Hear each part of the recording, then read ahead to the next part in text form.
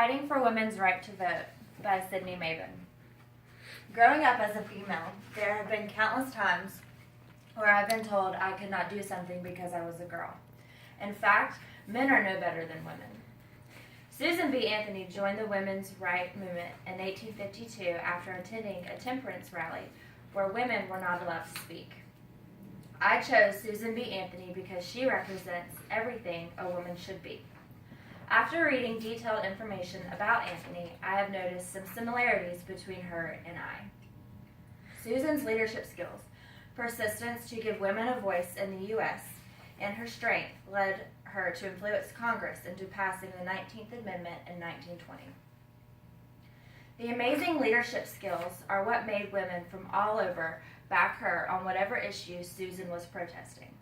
In 1851, Susan attended an anti-slavery conference where she met her soon-to-be partner in crime, Elizabeth Cady Stanton.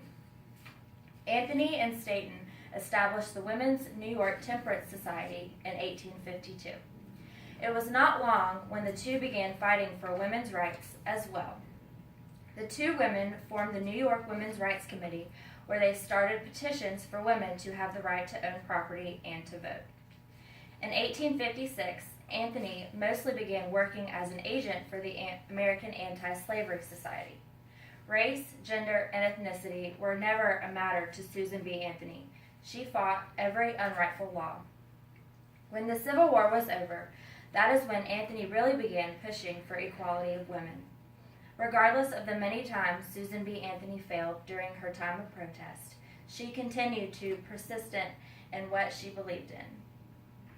In 1872, Susan, along with a few other followers, went to go vote at a local courthouse in Rochester, New York. Anthony was arrested and sent to jail, where she was released on a bond of $1,000. She was tried a year later in 1873 in front of an entire room full of men, where she was not even allowed to speak on her behalf. After the trial, Anthony continued to pursue women's rights.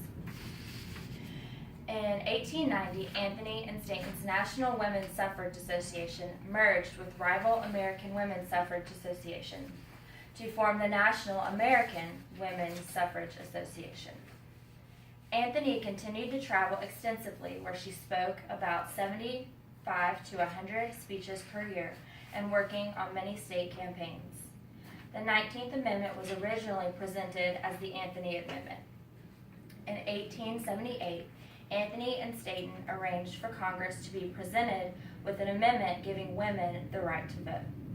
It is no secret that the amendment was shot down and passed over at the time. It was not until 1920 that the Anthony Amendment was passed by Senator Aaron A. Sargent. Even in the later years of Susan B. Anthony, she continued to fight for women's suffrage.